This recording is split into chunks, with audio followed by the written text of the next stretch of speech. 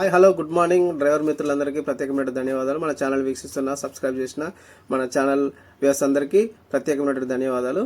మిత్రులారా, ఒక వీడియో గమనించండి.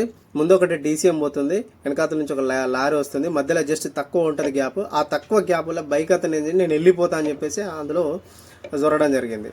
అయితే ఇక్కడ గమనించాల్సింది ఏంటంటే, హెవీ వెహికల్కి బ్లైండ్ స్పాట్స్ ఉంటాయి. ఎత్తు మీద ఉంటారు కాబట్టి బ్లైండ్ స్పాట్స్ ఉంటాయి. పర్ఫెక్ట్లీ ఫ్రంట్ కనబడది, కొంత దూరం నుంచి కనబడుతుంది. ఎక్దమ్ వెహికల్ కిందనే కనబడది, కొంత దూరం నుంచి కనబడుతుంది.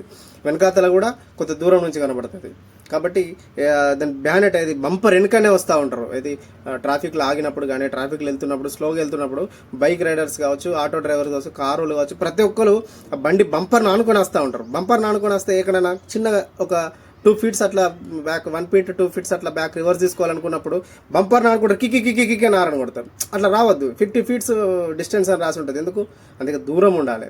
ఇక్కడ కూడా సైడ్ నుంచి కూడా మనకు బ్లైండ్ స్పాట్ ఉంటుంది. నేను చేసిన బ్లైండ్ స్పాట్ వీడియో చేసిన, కాబట్టి గుర్తుపెట్టుకోండి. ఆయన మధ్యలోకి వచ్చిన తర్వాత ఈ ముంగట డీసీఎం ఉంది కాబట్టి అక్కడి నుంచి వచ్చే వెహికల్ ఏది కనబడక అది స్పాట్లు వచ్చేసరికి నేను ఇక్కడనే బ్రేక్ చేయాల్సి వచ్చింది. బ్రేక్ చేస్తే ఆ టైర్ కింద పడ్డాడు. కాబట్టి 100% 100% బైక్ రైడర్ అయితే తప్పు, లారీ అయితే ఏం తప్పు లేదు.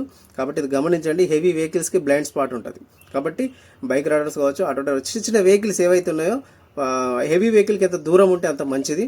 కాబట్టి దూరం ఉంటేనే కనబడతారు, దగ్గర ఉంటే కనబడరు. కాబట్టి ఇది ప్రత్యేకంగా గుర్తించండి. మన ఛానల్ వీక్షిస్తున్న ప్రతి ఒక్కరికి ప్రత్యేకంగా ధన్యవాదాలు. సబ్స్క్రైబ్ చేయండి. మొదటిగా ఛానల్ వీక్షిస్తే సబ్స్క్రైబ్ చేయండి, షేర్ చేయండి, మీ ఫ్యామిలీ మెంబర్స్ అందరికీ, డ్రైవర్లందరికీ షేర్ చేయండి. అట్నే ఈ వీడియో మీద మీ కామెంట్, మీ విలువైన కామెంట్ ఏదైతే ఉందో కామెంట్ చేయండి. మీకు తెలిసిన రూల్స్ అండ్ రెగ్యులేషన్స్ కూడా నాకు చెప్పండి, నేను ఫాలో చేస్తాను. నేను వీడియోలో కూడా చెప్తాను. థ్యాంక్ యూ, ధన్యవాదాలు మిత్రమా.